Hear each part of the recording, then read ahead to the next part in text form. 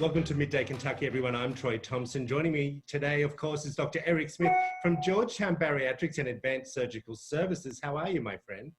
I'm good, Troy. How are you? Fantastic. Now, of course, we are trying to recover from this global pandemic, COVID-19. When you're seeing people coming into the hospital for your type of surgeries, what are some of the underlying conditions that you see? Now, of course, people have no symptoms but have COVID-19, and other people get very sick from COVID-19. What are you seeing? Well, there's some obvious risk factors for people to do poorly from COVID-19 or they're higher risk of even dying from COVID-19. And you hear on the news and in the literature that age is a predisposing factor, and that's very true. But the top two conditions outside of age, or the top two comorbidities that are poor predictors for someone who gets COVID-19 and having poor outcomes, are actually morbid obesity and diabetes, which are the two most common things that we see resolved with the surgeries that we perform. Really? What about hypertension?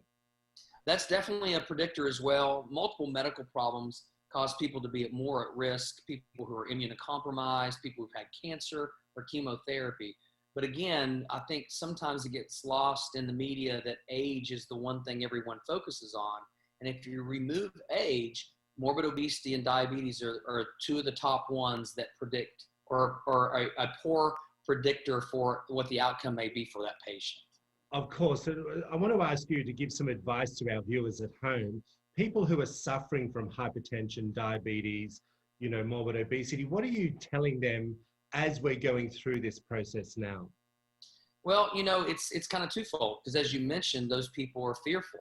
They're fearful of getting out right now, and understandably so.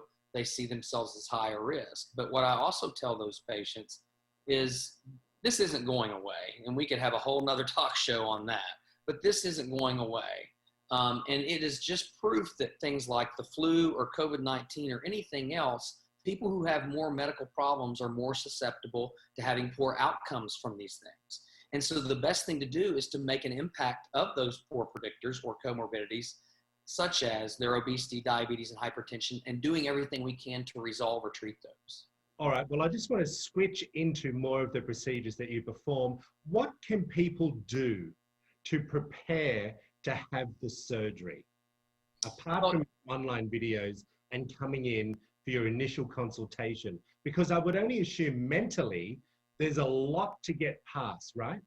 Sure, yeah, absolutely. And we provide that information to them. When they start the process, they're going to have multiple visits with our dietitian. They're going to obviously have visits with me.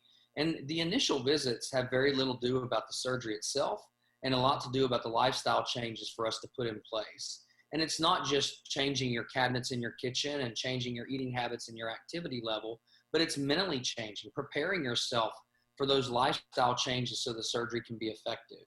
And most insurances require a period of time before they can have surgery. And so we take advantage of that time to educate them and prepare them mentally and physically for surgery.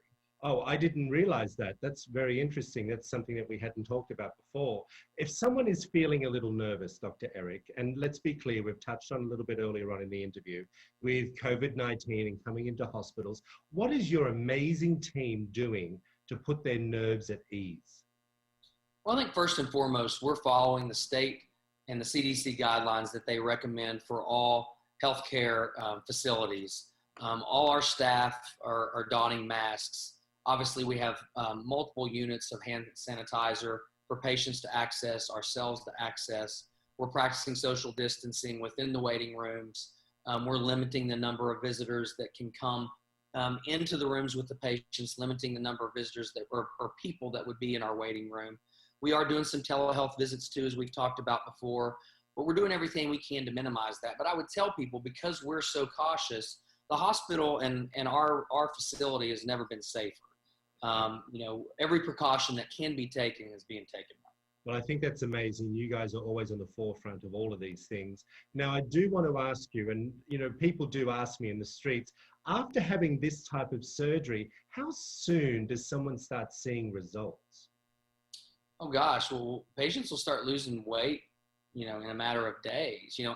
Early on, I tell people, don't get too fixated in the first couple weeks. Your fluid status changes, your numbers are changing, and they're up and down. But patients will see significant results within a matter of weeks, both in the mirror and on the scale. Now, I do want to touch on one other topic a little bit aside from this. I do believe you're opening a new clinic, right? We are, yes. Where are we at with that? So we are hopefully going to open in July. I think the next time we'll be meeting, we'll be in our new clinic, and we'll do some special surprises from there as well. So we're hoping July, we'll have everything ready. I've been over there recently. Things are looking phenomenal, and we'll have a lot of surprises for our patients and for our new patients. Well, it's Dr. Eric. Always great to see you. We really appreciate you stopping by again. Thanks for having me. If you want to find out more information about Georgetown Advanced Surgical Services, there it all is up on the screen. We'll be back after this short break.